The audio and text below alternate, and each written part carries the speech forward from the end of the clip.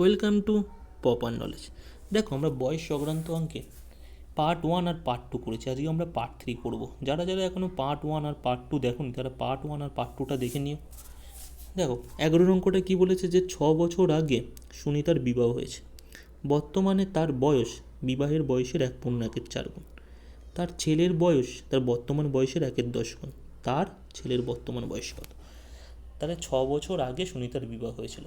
বর্তমানে তার বয়স কি বলেছে? তার বিবাহের বয়সের 1/4 গুণ। মানে বিবাহের বয়স যা হয়েছে, বিবাহের সময় তার যা বয়স ছিল, বর্তমানে তার বয়স সেই বিবাহের বয়সের 1/4 গুণ। তার ছেলের বয়স, মানে তার বলতে সুনিতার ছেলের বয়স তার বর্তমান বয়সের, মানে সুনিতার বর্তমান বয়সের 1/10 গুণ। তাহলে তার ছেলের বয়স কত? তাহলে বর্তমানে তার বয়স কি বলছে? তার বিবাহের বয়সের 1/1/4 গুণ। তাহলে 1/1/4, এটাকে যদি আমি ভাঙাই তাহলে এই 4 আর 1 কী করে ভাঙাতে পারি? এই 4 আর 1 কী করবো? গুণ। গুণ করে যা বেরাবে তার সাথে উপরের সংখ্যাটা কী করবো? যোগ। তাহলে 4 1 4 আর 1 কত হবে? 5। যোগ করলাম 4 1 4 আর উপরের 1 যোগ করলাম 5, তাহলে 5/4। 5/4 হচ্ছে। তাহলে আমরা বলতে পারি না যে বর্তমানে তার বয়স তার বিবাহের বয়সের 5/4 গুণ। 1/1/4টাকে ভাঙিয়ে 5/4 করে দিলাম, যে বর্তমানে তার বয়স তার বিবাহের বয়সের 5/4 গুণ।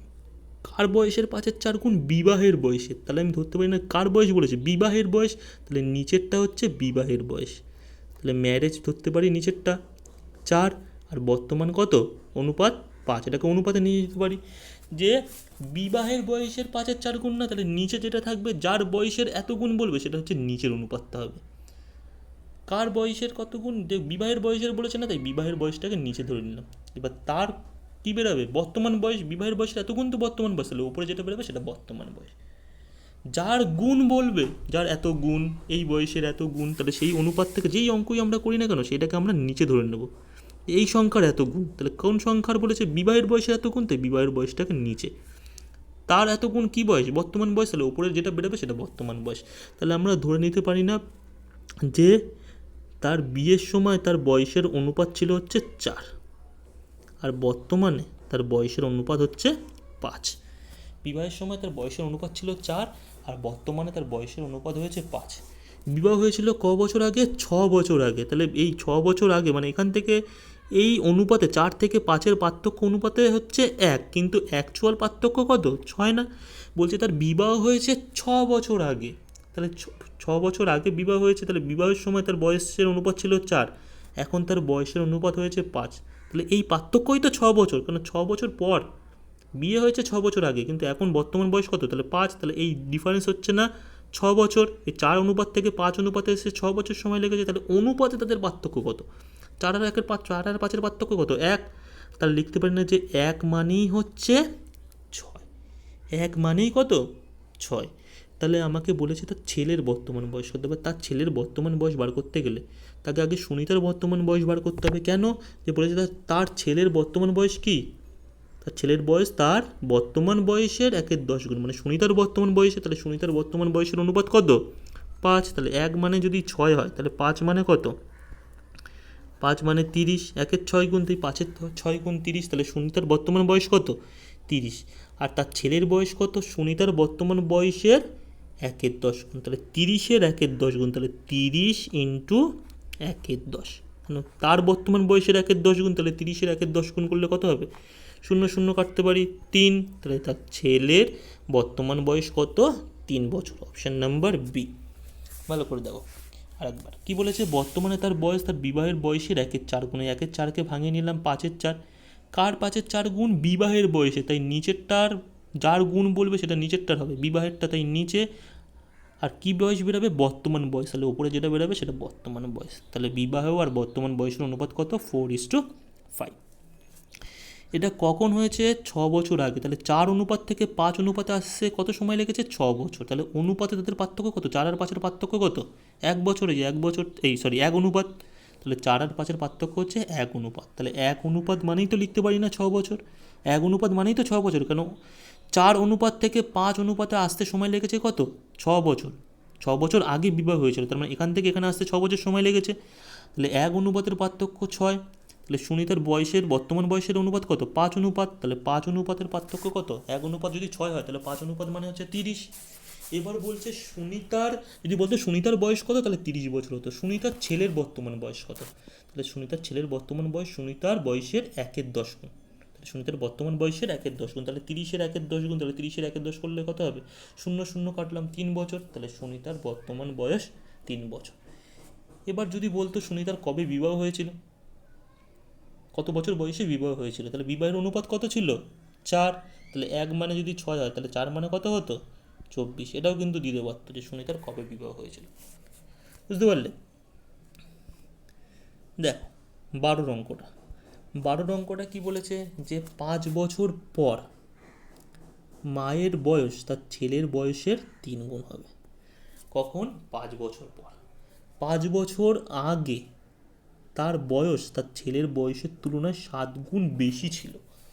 যে 5 বছর আগে কি ছিল, তার যা বয়স তার ছেলের বয়সের তুলনায় 7 গুণ বেশি ছিল। মা ও ছেলের বর্তমান বয়স কত, তাহলে 5 বছর পর মায়ের বয়স কি হবে, তার ছেলের বয়সের 3 গুণ। মায়ের বয়স কি হবে, তার ছেলের বয়সের 3 গুণ। তাহলে ছেলের বয়স কত, ছেলের বয়স জানি না, ছেলের বয়স কি জানি, কিন্তু কি বলেছে, ছেলের বয়সের 3 গুণ, তাই মাদার আর সন লিখলাম। হ্যাঁ, ছেলের বয়সের 3 গুণ কখন, 5 বছর পর। তাহলে ছেলের বয়স ধরে নিলাম 1। এবার মায়ের বয়স কী হচ্ছে, ছেলের বয়সের 3 গুণ, তাহলে 1-এর 3 গুণ কত, 3। এটা কখন, এটা কিন্তু এই 5 বছর পর। 5 বছর পরে মা আর ছেলের বয়সের অনুপাত হচ্ছে 3:1। 5 বছর আগে তার বয়স ছিল তার ছেলের বয়সের তুলনায় 7 গুণ বেশি। তাহলে 5 বছর আগে তখন বয়সের অনুপাত কত হবে, তার ছেলের বয়সের তুলনায় 7 গুণ বেশি। তার ছেলের বয়স ধরে নিলাম 1। এবার তার ছেলের বয়সের তুলনায় কি বলেছে, 7 গুণ বেশি, কিন্তু 7 গুণ বলেনি, কিন্তু 7 গুণ বেশি মানে 1-এর তুলনায়ও আরও 7 গুণ বেশি। তাহলে 1-এর সাথে 7 কী করব, যোগ করব। কেন, কি বলেছে, যদি বলতো 7 গুণ তাহলে 7 হতো, কিন্তু এখানে কী বলেছে, 7 গুণ বেশি মানে 1-এর থেকে আরও 7 গুণ বেশি। তাহলে 1-এর 7 গুণ কত, 7, সেই 7টা কি বেশি, তাহলে 1 + 7 করলে কত হবে, 8। তাহলে তখন মায়ের বয়স হবে, 5 বছর আগে মায়ের বয়সের অনুপাত ছিল 8। ভালো করে বুঝবে, কিন্তু 7 গুণ বলেনি, কিন্তু 7 গুণ বেশি ছিল, ছেলের বয়সে 7 গুণ বেশি ছিল। তাহলে ছেলের বয়স তো ছিল 1, আর 1-এর 7 গুণ কত, 7। এবার 7 গুণ ছিল না, 7 গুণ বেশি ছিল, তাই বেশি ছিল বলে বেশিটা কী করবো, যোগ করব। তাহলে 1 আর 7 যোগ করলে 8। বুঝতে পারলে? এবার এটা কখন, এটা ছিল 5 বছর পর, আর এটা কখন, এটা 5 বছর আগে। এটা কখন, 5 বছর পর কিন্তু, আর এই অনুপাতটা 5 বছর আগে। তাহলে অ্যাকচুয়াল তাদের বয়সের পার্থক্য কত হলো, 5 বছর পর থেকে 5 বছর আগে আর 5 বছর পর। এখানে যদি ফিউচারে নিয়ে যাই, 5 বছর পরে নিয়ে যাই, তাহলে 5 বছর আগে থেকে বর্তমান বয়সে নিয়ে আসলে কত হবে, 5 বছর যোগ করব। এবার তার থেকে আরও 5 বছর পর, তাহলে টোটাল বয়সের পার্থক্য কত হচ্ছে, 5 + 5 10 বছর। কেন 10 বছর, বুঝতে পারলে? এটা 5 বছর আগে ছিল, এবার 5 বছর আগের থেকে বর্তমানে আনবো। তাহলে বর্তমানে আনলে কি করতে হয়, 5 থেকে বর্তমানে আনলে 5 বছর যোগ করব। সেই বর্তমান থেকে 5 বছর পরে যাবে, ফিউচারে যাবে, তাহলে আরও 5 বছর যোগ করবে। তাহলে 5 থেকে একবারে ফিউচারে গেলে কী করতে হয়, বয়সগুলো, যে বছরগুলো সেই বছরগুলো যোগ করতে হয়। প্রথম পার্ট 1-এ আমরা করেছিলাম।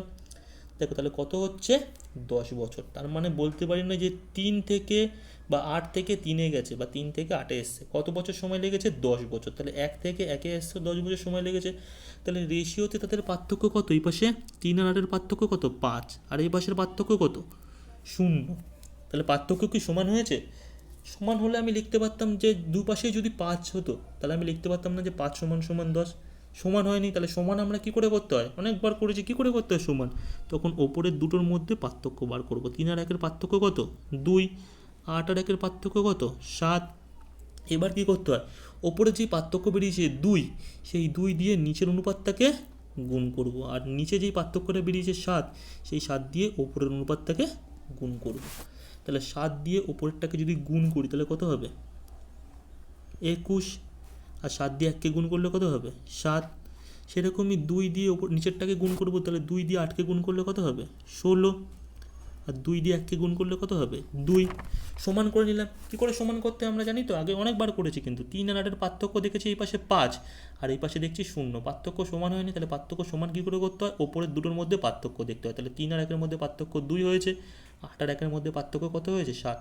সেই পার্থক্যটা দিয়ে রিভার্স করব, মানে রিভার্স সংখ্যা দিয়ে গুণ করব। নিচের পার্থক্যটা দিয়ে ওপরের সংখ্যাটাকে গুণ করব, ওপরের পার্থক্যটা দিয়ে নিচের সংখ্যাটাকে গুণ করব। তাই 2 দিয়ে নিচের অনুপাতটাকে গুণ করলাম 8 আর 1কে, আর 7 দিয়ে ওপরের অনুপাতকে গুণ করলাম 3 আর 1কে।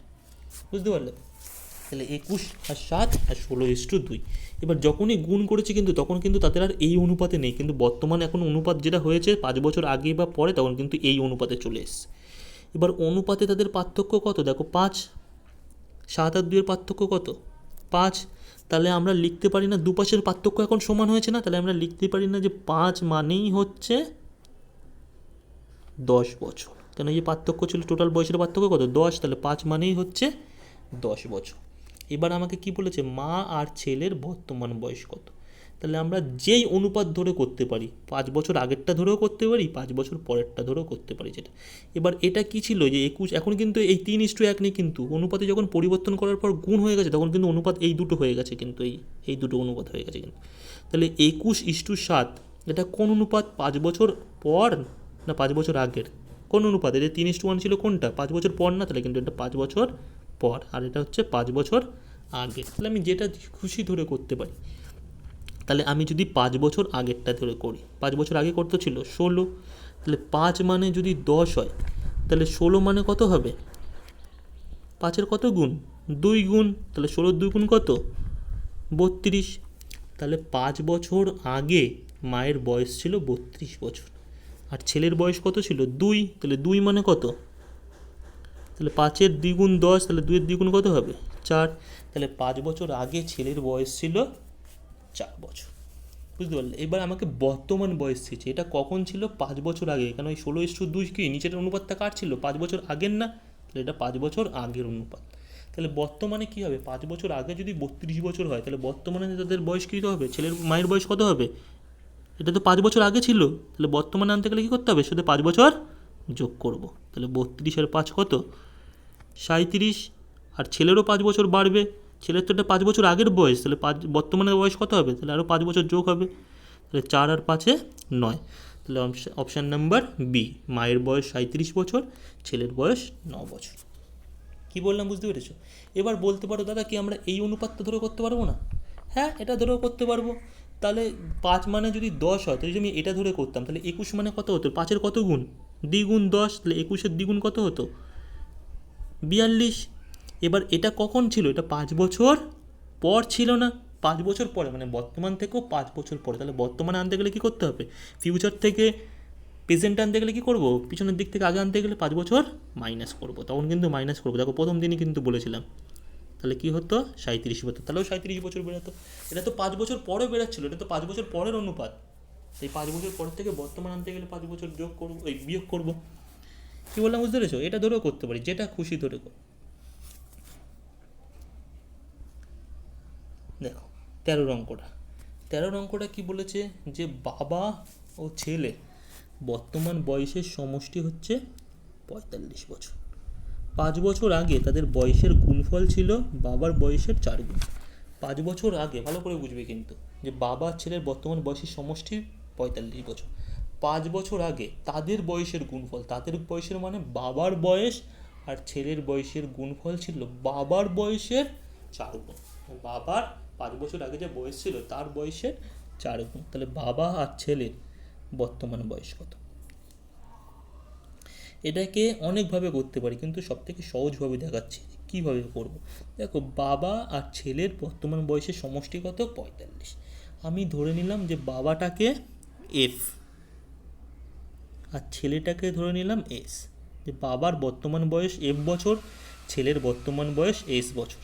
তাহলে F plus x equal to লিখতে পারি না 45, কেন বাবা আর ছেলের বয়সের সমষ্টি কত, 45 বছর। তাহলে বাবার বর্তমান বয়স এফ বছর আর ছেলের বর্তমান বয়স ধরলাম এস বছর, তাহলে এদের সমষ্টি তো 45 বছর। তাহলে লিখতে পারি না যে এফ প্লাস এস মানেই হচ্ছে 45। কী বললাম বুঝতে পেরেছো? এবার 5 বছর আগে তাদের বয়সের গুণফল ছিল বাবার বয়সের 4 গুণ। তাহলে 5 বছর আগে মানে 5 বছর আগে, তাহলে এরও 5 বছর কমে যাবে, বাবারও 5 বছর কমে যাবে, F-5, আর ছেলেরও 5 বছর কমে যাবে। তাহলে কত হবে, এস, ছেলের তো বর্তমান বয়স ছিল এস, এর যদি 5 বছর কমে যায় তাহলে S-5, এটা কখন 5 বছর আগে তাদের বয়স ছিল বাবা আর ছেলে। কি বলেছে 5 বছর আগে তাদের বয়সের গুণফল, তাই যে গুণ করলাম তাদের বয়সের গুণফল 5 বছর আগে তাদের বয়সের গুণফল কী ছিল বাবার বয়সের 4 গুণ। তাহলে বাবার বয়স কত ছিল এই যে f-5 এর 4 গুণ। তাহলে লিখতে পারেন এটা সমান সমান 4f-5, এটাই তো লিখতে পারি যে 5 বছর আগে আমি ধরে নিলাম বাবার বয়স f বছর, ছেলের বয়স s বছর বর্তমানে।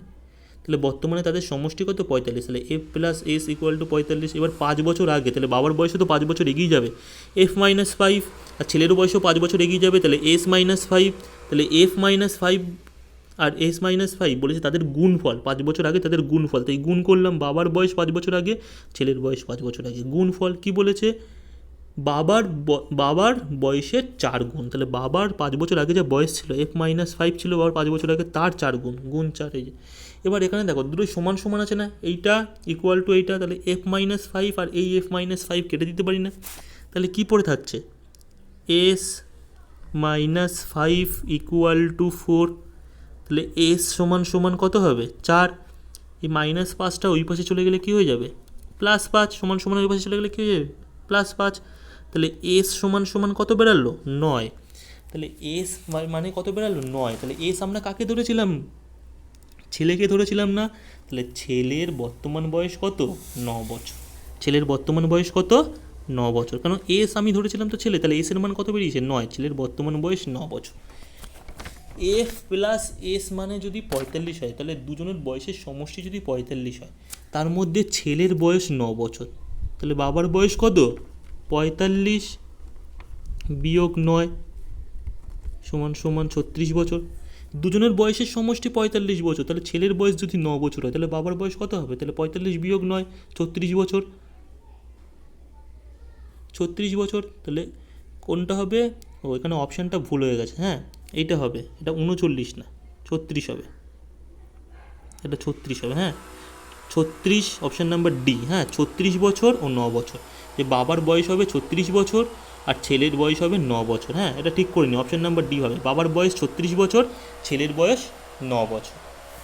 দেখো বাবার বয়স জানি না তাই ধরে নিলাম এফ, ছেলের বয়স জানি না তাই জন্য ধরে নিলাম এস, তাহলে F plus S equal to কত 45। এবার 5 বছর আগে, তাই 5 বছর বাবার থেকে 5 বছর কমে গেল f-5, ছেলের থেকেও 5 বছর কমে গেল s-5। এবার দুজনের বয়সের গুণফল, তাই গুণ করলাম, গুণফল কি বলেছে বাবার বয়সের 4 গুণ, তাহলে বাবার বয়স কত ছিল 5 বছর আগে f-5, তাহলে f-5-এর 4 গুণ, তাই f-5কে 4 দিয়ে গুণ করলাম, এটা সমান ছিল এই সমান লিখলাম। এবার এখানে f-5 কেটে দিলাম, তাহলে পড়ে রইলো s-5, তাহলে s-5 ইকুয়াল টু 4। এইবার 5টাকে সমান সমানের ওই পাশে নিয়ে গেলাম, তাহলে s-5 ওই পাশে চলে আসলে কী হয় +5, তাহলে s এর মান কত বেরিয়ে গেল 9। তাহলে s কাকে ধরেছিলাম ছেলের বয়স, তাহলে ছেলের বয়স 9 বছর। এবার দুজনের বয়সের সমষ্টি ছিল 45 বছর, তাহলে দুজনের বয়স যদি 45 বছর হয় সমষ্টি, তাহলে ছেলের বয়স যদি 9 বছর হয় তাহলে বাবার বয়স কত হবে 45 - 9 36 বছর, অপশান নাম্বার ডি। হ্যাঁ এখানে অপশানটা ভুল লেখা হয়ে গেছে, হ্যাঁ এটা 36 বছর ও 9 বছর, বাবার বয়স হবে 36 বছর, ছেলের বয়স হবে 9 বছর, বুঝতে পারলে। দেখো 14 অঙ্কটা, 14টা কী বলেছে যে অনিল তার বোনের থেকে 4 বছরের বড়, অনিলের ভাই অনিলের থেকে 7 বছরের ছোট। অনিল কি হচ্ছে অনিলের বোনের থেকে 4 বছরের বড়, আর অনিলের ভাই অনিলের থেকে 7 বছরের ছোট। অনিলের বাবার বয়স অনিলের ভাইয়ের বয়সের 4 গুণ, আবার অনিলের বাবার বয়স কি বলে দিয়েছে অনিলের ভাইয়ের বয়সের 4 গুণ। যদি অনিলের বোনের বয়স 14 বছর হয় এবং অনিলের মা অনিলের বাবার থেকে 3 বছরের ছোট হলে অনিলের মায়ের বয়স কত। দেখো অঙ্কটা দেখে মনে হচ্ছে অনেক বড়, কিন্তু কিছুই নেই, ভালো করে যদি দেখো কি বলেছে অনিল তার বোনের থেকে 7 বছরের বড়, অনিলের ভাই অনিলের থেকে 7 বছরের ছোট, অনিলের ভাই অনিলের থেকে 7 বছরের ছোট, অনিলের বোনের থেকে 4 বছরের বড়। আবার কি বলেছে অনিলের বাবার বয়স অনিলের ভাইয়ের বয়সের 4 গুণ। যদি অনিলের বোনের বয়স 14 বছর হয় তাহলে অনিলের বোনের বয়স তো বলেই দিয়েছে, এবার অনিল তার বোনের থেকে কি 4 বছরের বড়, তাহলে আমি ধরে নিই যে অনিলের বোনের বয়স সিস্টার লিখলাম, হ্যাঁ অনিলের বোনের বয়স কত বছর 14 বছর, অনিলের বোনের বয়স 14 বছর বলে দিয়েছে না, অনিলের বোনের বয়স কত 14 বছর, অনিল তার বোনের থেকে কি 4 বছরের বড়, তাহলে অনিলের বয়স কত হবে 4 বছরের বড়, তাহলে 14 + 4 18 বছর। তাহলে অনিলের বয়স 18 বছর হবে, এখানে অনিলের বোনের থেকে 4 বছরের বড়। আবার কি বলেছে, অনিলের ভাই অনিলের থেকে 7 বছরের ছোট। তাহলে অনিলের ভাইয়ের বয়স কত হবে, ব্রাদার লিখলাম, হ্যাঁ। অনিলের ভাইয়ের বয়স কত হবে, অনিলের থেকে কি 7 বছরের ছোট। তাহলে অনিলের বয়স তো এখন 18 বছর, তার থেকে 7 বছরের ছোট হবে। তাহলে 18 - 7 = 11 বছর। তাহলে অনিলের ভাইয়ের বয়স হচ্ছে 11 বছর। এবার কি বলেছে, আবার অনিলের বাবার বয়স অনিলের ভাইয়ের বয়সের 4 গুণ। অনিলের বাবার বয়স কি, অনিলের ভাইয়ের বয়সের 4 গুণ। তাহলে অনিলের বাবার বয়স কত হবে, ফাদার, হ্যাঁ, এফ। অনিলের ভাইয়ের বয়সের 4 গুণ। তাহলে অনিলের ভাইয়ের বয়স কত, 11। তাহলে 11-র 4 গুণ, তাহলে 11 × 4 করলে কত হবে, 44। তাহলে অনিলের বাবার বয়স কত, 44 বছর। কেন 44 বছর বলছে, তার ভাইয়ের বয়সের 4 গুণ। তাহলে ভাইয়ের বয়স তো 11 ছিল, তার 4 গুণ। তাহলে 11 4 গুণ কত, 44। এবার কি বলেছে, অনিলের মা অনিলের বাবার থেকে 3 বছরের ছোট। তাহলে অনিলের মায়ের বয়স কত, তাহলে অনিলের মা কি হচ্ছে, অনিলের বাবার থেকে 3 বছরের ছোট। তাহলে অনিলের মায়ের বয়স কত হবে, 3 বছরের ছোট অনিলের বাবার থেকে। তাহলে অনিলের বাবার বয়স কত, 44, তার থেকে 3 বছরের ছোট। তাহলে 3 বছর হলে কী হবে, 3 বছর কমে যাবে। তাহলে 44 - 3 41 বছর। তাহলে অনিলের মায়ের বয়স কত হবে, 41 বছর। Option number B. দেখো ভালো করে দেখো, অনিলের বোনের বয়স বলে দিয়েছিল 14 বছর, তাই লিখলাম অনিলের বোনের বয়স 14 বছর। অনিল তার বোনের থেকে 4 বছরের বড়। তাহলে 4 বছরের যদি বড় হয়, তাহলে 4 বছর যোগ করলাম, কিন্তু বড় অনিলের বোনের থেকে। তাহলে 14 আর 4 কত, 18। অনিলের ভাই অনিলের থেকে 7 বছরের ছোট। তাহলে অনিলের থেকে কি 7 বছরের ছোট। তাহলে অনিলের বয়স তো এখন 18 বছর, তার থেকে 7 বছরের ছোট। তাহলে 18 থেকে 7 বছরের ছোট হলে কত হবে, অনিলের ভাইয়ের বয়স 11 বছর। এবার অনিলের বাবার বয়স অনিলের ভাইয়ের বয়সের 4 গুণ। তাহলে 11-র 4 গুণ। তাহলে 11-র 4 গুণ কত, কারণ অনিলের ভাইয়ের বয়সের তো 4 গুণ। তাহলে অনিলের ভাইয়ের বয়স 11, তার 4 গুণ কত, 44। তাহলে অনিলের বাবার বয়স হচ্ছে 44 বছর। অনিলের মার বয়স কি বলেছে, অনিলের বাবার থেকে 3 বছরের ছোট। অনিলের বাবার থেকে 3 বছরের ছোট। তাহলে অনিলের বাবার বয়স তো 44, তা অনিলের মা কি হচ্ছে, তার বাবার থেকে 3 বছরের ছোট। তাই 3 বছর কমে গেল। তাহলে কমে গেলে কত হচ্ছে, অনিলের মায়ের বয়স 41 বছর। Option number B. যদি ভিডিওটি ভালো লেগে থাকে অবশ্যই লাইক করো, বন্ধুদের সাথে শেয়ার করো, আর যারা যারা এখনও চ্যানেলটি সাবস্ক্রাইব করোনি অবশ্যই সাবস্ক্রাইব করো।